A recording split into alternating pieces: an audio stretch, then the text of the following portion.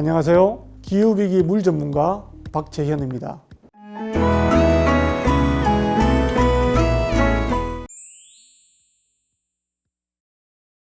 낙동강은 참 아픔이 많은 강입니다. 황지 연못에서 시작을 해서 낙동강 하구뚝까지 이르는 그 긴 구간 중에 참 우리의 마음을 아프게 하는 것들이 많이 있습니다. 상류에는 영풍제련소가 있죠. 영풍제련소는 그 카드뮴이 생성되어지는 곳이기도 합니다. 그 시설이 상류에 있다는 것 자체가 상당히 이해가 안 되는 부분인 거죠. 그 물이 흘러서 안동댐에 유입되게 됩니다. 그러다 보니까 안동댐 상류는 여러 가지 중금속으로 오염된 흙으로 퇴적이 되어 있는 그런 상황인 거죠. 그래서 90년대에 환경운동이 가장 치열하게 벌어졌던 곳도 낙동강이었습니다. 여러분들도 기억하시죠? 페놀 오염 사태. 페놀 오염 사태가 어떻게 보면 우리나라의 환경운동을 강력하게 촉발시켰던 원인자 역할을 한 것이었거든요. 그것이 바로 낙동강이었습니다. 그 이후로 4대강 사업이 있고 난 뒤에 8개의 보가 생기면서 끊임없이 녹조로 몸살을 앓고 있는 곳이 또 낙동강이기도 합니다. 지금까지 오염되어졌던 그 퇴적토 이런 부분들은 빠르게 준수를 해서 깨끗하게 안동댐을 정리해 놓을 필요가 있다라고 저는 생각을 하고요.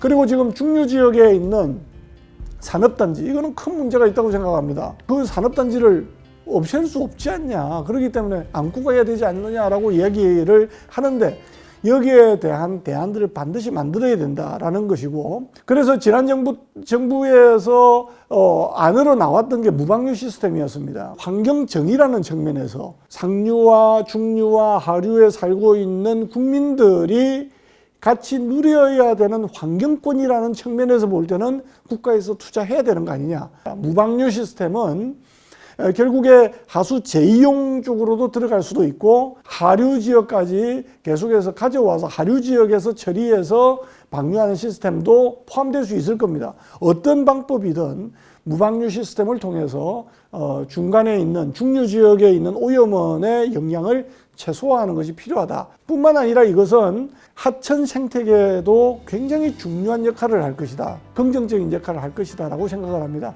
지금은 비용 문제가 엄청나게 들기 때문에 난색을 표할 수도 있지만 물 산업이라는 것이 계속해서 발전하게 되면 비용 문제도 저는 떨어진다고 봅니다.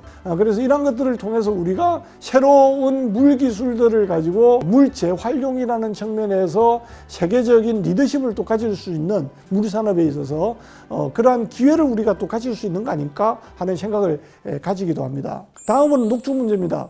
녹조 문제는 금강에서의 보수문 개방, 그리고 영산강에서의 보수문 개방을 통해서 확인된 것은 결국에 부영양화된 물이 정체되어질 때에 녹조가 과번성한다라는 것이 입증된 내용들입니다. 그렇기 때문에 낙동강 같은 경우에도 보수문을 개방함으로써 녹조의 발생을 최소화시키려는 노력들을 분명히 해야 되는 부분이다.